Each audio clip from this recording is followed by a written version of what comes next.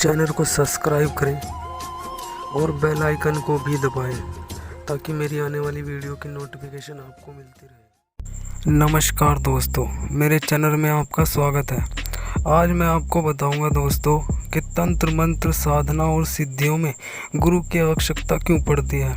साधना पद पर लक्ष्य की प्राप्ति हेतु साधक को कई कठिन परीक्षाओं से गुजरना पड़ता है।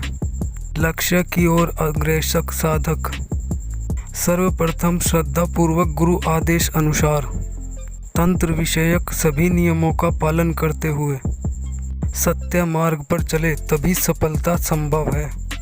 गुरु अपने शिष्य को साधना के लक्ष्य तक पहुंचाने में एक ऐसा सेतु का कार्य करता है जो प्रत्यक्ष रूप से दिखाई तो नहीं पड़ता, परंतु उसके अप्रत्यक्ष प्रभाव से साधक को उसके लक्ष्य तक पहुंचाया जाता है।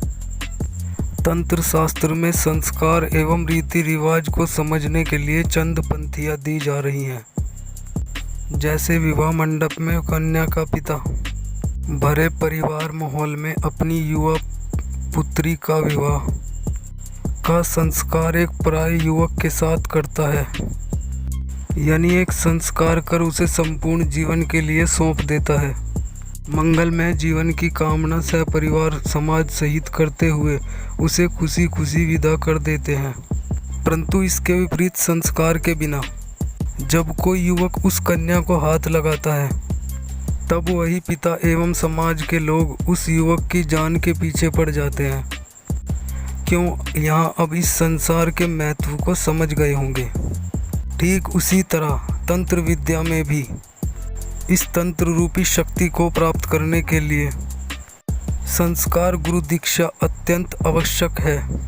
जो व्यक्ति बिना संस्कारित हुए इस तंत्र मार्ग पर चलने की कोशिश करता है उनका हाल उन व्यर्थ लोगों की तरह होता है जो समाज के विपरीत कार्य कर अपनी जान जोखिम में डालते हैं।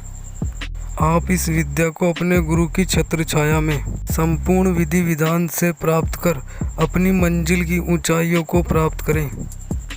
गुरु आज्ञा की अवहेलना करने वाला व्यक्ति उस लालची शिष्य की तरह कष्ट झेलता है जिसने गुरु की छत्र छाया में रहकर अपनी इच्छा की पूर्ति तो की, परंतु गुरु का आदेश न मानकर अपना जीवन व्यर्थ गंवा दिया। प्राचीन समय में एक गुरु ने अपने शिष्य की सेवा से खुश होकर उसकी धन की अभिलाषा के अनुरूप उसे 4 मोमबत्तियाँ दी तथा साथ में आदेश भी दिया, इनमें से 3 मोमबत्तियों का ही उपयोग करना। 3 अलग अलग दिशाओं में एक मोमबत्ती जलाकर जाना, जहाँ मोमबत्ती बुझ जाए उसी स्थान पर गड्ढा खोदना, वहाँ जो प्राप्त हो उसी से अपना सुखमय जीवन व्यतीत करना, पर कभी भी चौथी मोमबत्ती का उपयोग न करना। कुछ दिनों बाद वह गुरु के आदेश अनुसार एक रात को एक मोमबत्ती जलाकर तीनों दिशाओं में गया। उस क्रमश चांदी सोने हीरे जवाहरात के भंडार दिखाई दिए। उसने उस स्थान पर निशान लगाकर अधिक प्राप्ति के लालच में गुरु आज्ञा का उल्लंघन करते हुए चौथी मोमबत्ती जलाकर चौथी दिशा की ओर चल पड़ा। मोमबत्ती बुझने पर जब उसने गड्ढा खोदा तो उसे नीचे एक दरवाज़ा दिखाई दिया। वह उस दरवाजे को खोलकर अंदर चला गया। उसने देखा कि विशाल महल में स्वर्ग की तरह सुख सुविधा होने के बावजूद भी वहाँ कोई नहीं है।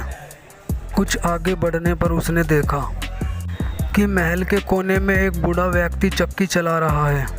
उस बूढ़े व्यक्ति ने उसे देखते हुए प्रसन्नता से अपने पास बुलाया और कहा, बेटा थोड़ी देर आप ये चक्की चलाओ, मैं पानी पीकर आता हूँ। जैसे ही उसने चक्की पकड़ा वह बूढ़ा ज़ोर ज़ोर से खिलखिलाते हुए उसे बोला, जब कभी इस महल में आपसे बड़ा लालची व्यक्ति गुरु आज्ञा की अवहेलना करके आएगा तभी आप यहाँ से मुक्त हो पाओगे। अगर आपने इस चक्की को चलाना बंद कर दिया तो यह छत आपके ऊपर गिर जाएगी। इतना कहकर बूढ़ा हंसते हुए बाहर निकल गया। वह व्यक्ति गुरु आज्ञा की अवहेलना का फल प्राप्त कर अपना सिर पीटने लगा।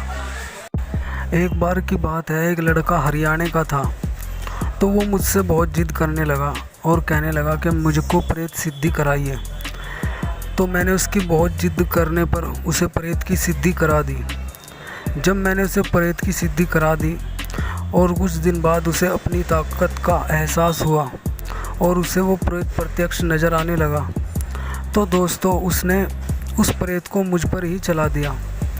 जब मैंने उस प्रेत को अपने पास आता देखा तो मैंने उस प्रेत को कहा कि तुम्हारा यहाँ आने का क्या उद्देश्य है। तो उसने कहा कि जिस शिष्य को तुमने मुझे सौंपा था वह ही शिष्य तुम्हें आजमा कर देखना चाहता है कि तुम कौन सी शक्ति अपने पास रखते हो। तो मैंने हंसते हुए उस प्रेत को ये कहा कि आज के बाद उस शिष्य के बुलाने पर तुम उसके पास नहीं जाओगे। तो कुछ दिन बाद वो शिष्य मेरे पास आया और बोला, गुरुजी आपने जो शक्ति दी थी वो काम ही नहीं कर रही। तो मैंने उससे पूछा कि तुमने उसे किसी व्यक्ति पर चलाया था क्या? तो उसने कहा, नहीं गुरुजी, मैंने तो उसको किसी पर नहीं चलाया। फिर मैंने उस प्रेत को बुलाकर उसका प्रत्यक्षण आमने सामने कराया और उस लड़के से फिर पूछा। तो उस प्रेत ने कहा, हाँ गुरु, ये तुम्हें आजमाना चाहता था। तो तब मैंने उस लड़के को कहा, पानी पियो छान कर और गुरु बनाओ जान कर। दोस्तों, अपेक्षा है कि आप मेरी इन बातों से समझ ही गए होंगे कि तंत्र शास्त्र में गुरु का क्या महत्व होता है। ठीक है दोस्तों, आज के लिए इतना ही। मेरे चैनल को सब्सक्राइब करें, लाइक करें और बेल आइकन को भी ज़रूर दबाएं ताकि मेरे आने वाली वीडियो की नोटिफिकेशन आपको मिल सके। और यदि आपके मन में कोई भी सवाल है तो मुझे कमेंट बॉक्स में ज़रूर लिखें। और मैंने अपनी फेसबुक आईडी का लिंक भी दिया हुआ है। अगर आप मुझसे कांटेक्ट करना चाहते हैं तो मुझे फेसबुक पर मैसेज कर सकते हैं।